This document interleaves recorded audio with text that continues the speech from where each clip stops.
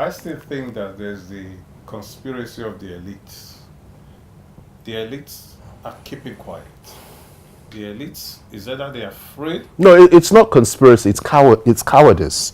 The most of the Nigerian elites are cowardly, and most of those that are involved in the politicians are cowardly.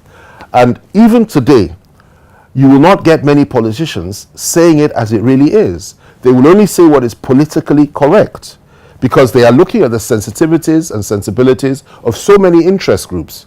And so they will not tell you precisely what it is. They see evil, they will turn a blind eye.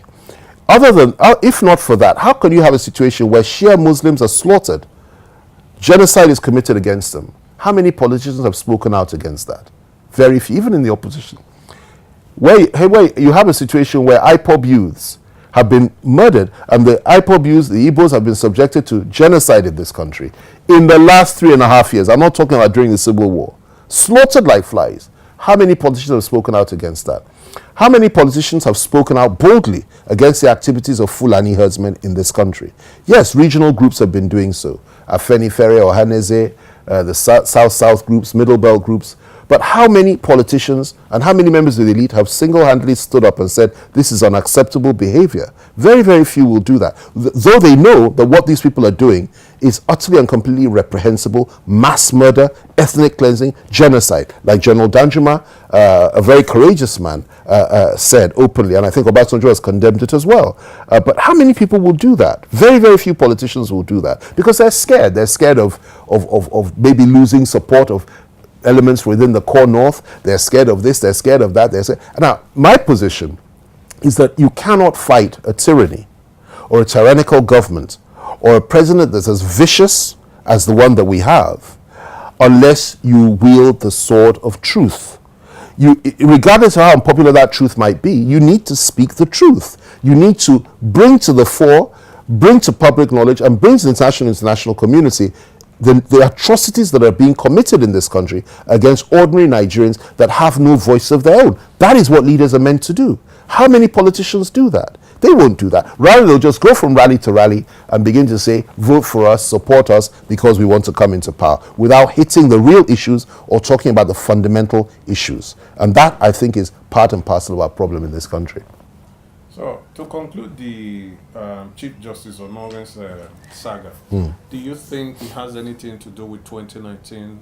But of course, what it is that the fear that they have is that Onogen is not going to do their bidding. Onogen cannot be controlled. He's independent-minded, and he will not allow himself to be told what to do when it comes to presiding over the election petitions. Because obviously, once the election holds, whoever wins, the other side will go to court.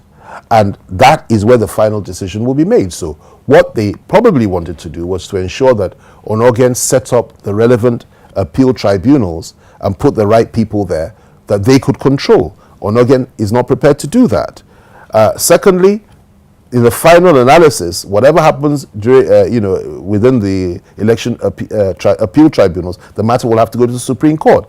And again, Onogen will not be ready to bend to anybody. He will simply administer the law and make decisions based on the evidence that is adduced, which is how it's supposed to be. And of course, Onogen is the one that will select the panel that will hear such matters. And if they cannot control him, it means that their plan to rig this election and stay in power, regardless of the will of the Nigerian people, cannot be effected. And that's why they felt they needed to get him out. So there's a predetermination of the result already. No matter how many votes Atiku scores, no matter how badly Atiku beats Buhari, and I'm pretty certain that he's going to beat him hands down. I'm pretty certain of that.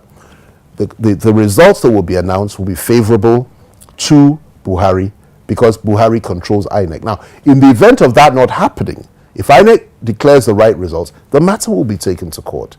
And they feel that they need to be able to control the courts in order to work towards the answer. And that's the real motive for the behavior of the executive in this matter.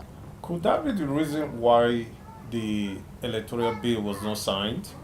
Yes, that's also part of it, because it doesn't favor the president.